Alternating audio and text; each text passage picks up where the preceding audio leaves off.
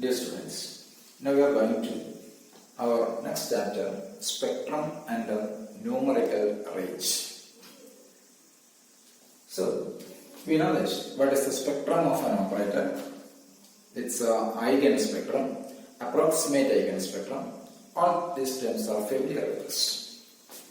Now, suppose now we are going to a definition. So, let our H be a Hilbert space. Consider a Hilbert space H. Then, A is a bounded linear operator on H. A is in PH. Now consider a scalar. Let K is in K. This K is said to be the spectral value of A. K is the spectral value. K is the spectral value of A if A minus Ki is if A minus Ki. A minus Ki is not invertible. A minus Ki is not invertible. That is, it is denoted by sigma E. This is the spectrum of A.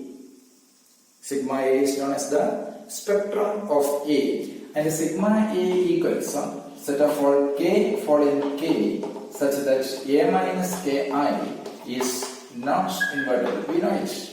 Not invertible. So this is a spectrum of a bounded linear operator A. Similarly, this K is known as the eigenspectrum. This is known as the eigenvalue, not eigenspectrum. It is known as the eigenvalue of A. K is known as the eigenvalue of A if A minus Ki is not injective. A minus Ki is not injective. A minus Ki is not injective means there exists some non-zero x following x such that Ax equals Kx. So a scalar K following K is said to be an eigenvalue of A if A minus Ki is not injective. A minus Ki is not injective means there exists some non-zero x following x such that Ax equals Kx. So this element x is called the eigenvector. This is called the eigenvector corresponding to the eigenvalue K. K is an eigenvalue if there exists some non-zero x following x with Ax equals Kx, and this x, non-zero x, is known as the eigenvector corresponding to this eigenvalue K. So, this sigma E of A, this is the eigenspectrum of A. The eigenspectrum of A.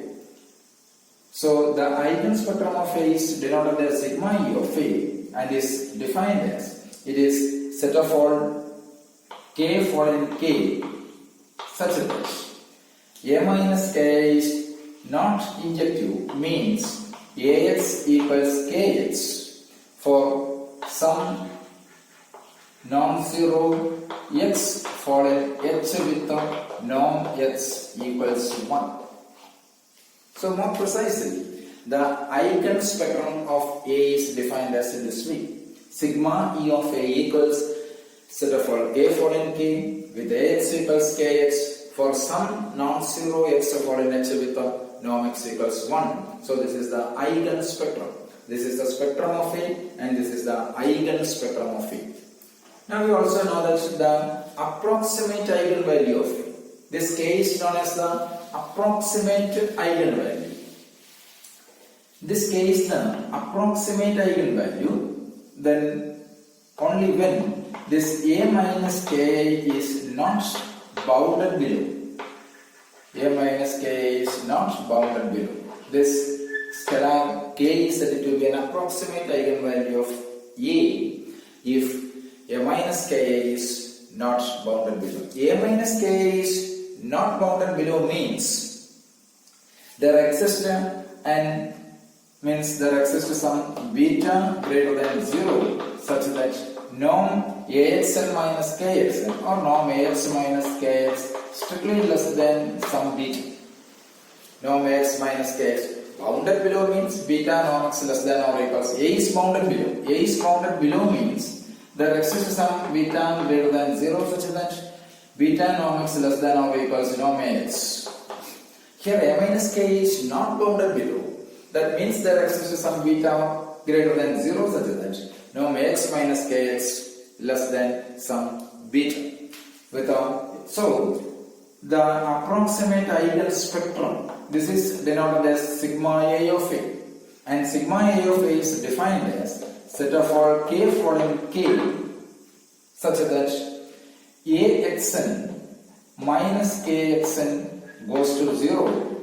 Axn minus kxn goes to 0 for some xn following h with the norm xn equals 1. So more precisely, the sigma A of A is defined as in this way. Sigma A of A equals set of all k following k such that there exists some non-zero xn following h with the norm xn equals 1 such that axn minus kxn goes to 0. Agree. Thus now we are again come back to the sigma A. What is sigma A? That is the spectrum of A and is defined as it is A minus k is not invertible. So this not invertibility, when A is invertible, A inverse A is invertible means A inverse exists. A inverse is in BLH means A inverse exists means it is both injective and surjective. So A minus k is not bounded below means this A minus k is neither injective. It is neither injective nor surjective. Neither injective nor surjective. That is the sigma E. So sigma A is defined as set of all k following k such that A minus k is neither injective nor surjective. Okay.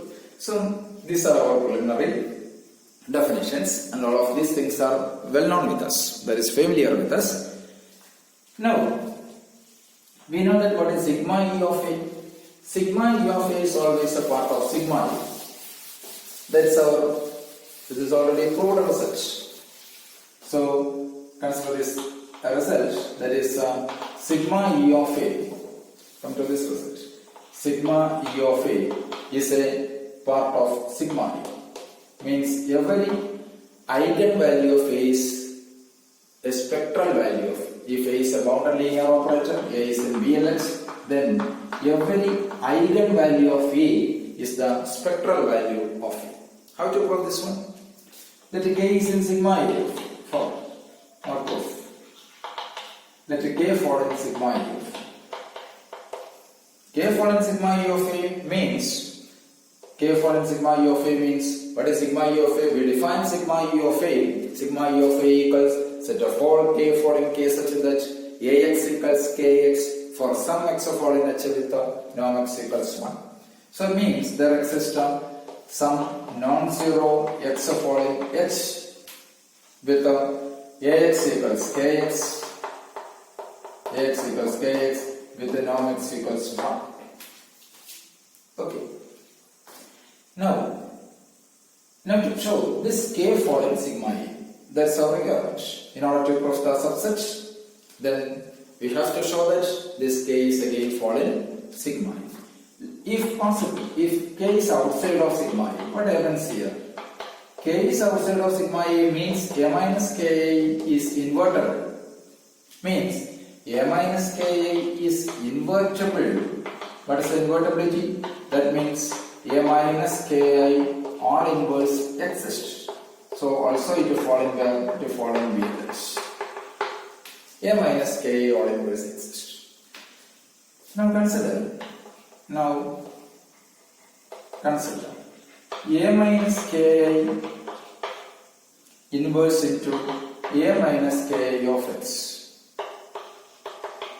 A minus ki inverse into A minus ki of x. So this equals A minus k inverse into A minus k of x equals 0. Why? Because we know that A minus x, since k is in sigma E of A, there exists x of all in h with the Ax equals kx. Ax equals kx means this means A minus k of x equals 0. Okay. So this A minus K inverse into this term, this is 0, so that implies 0. But we know that A minus K inverse into A minus K, this is identity. So it is I of x equals 0. Since I is an identity function, I of x equals 0 should imply x equals 0. This is a contradiction to the choice of this x. Why? Because there exists non-zero x fallen with non x equals 1. So this contradiction is due to our wrong assumption. Therefore, k fallen sigma e. So k fallen sigma e of a, the same k fallen sigma e. So we can conclude that sigma e of a is a part of sigma. Okay. So this is our result. Sigma e of a is a part of sigma. If you replace a by a star, what it is? This result become sigma e of a star is a part of sigma a star. So please remember it. Sigma e of a is a part of sigma a, and if we replace a by a star, then sigma e of a star is a part of sigma a star. Okay.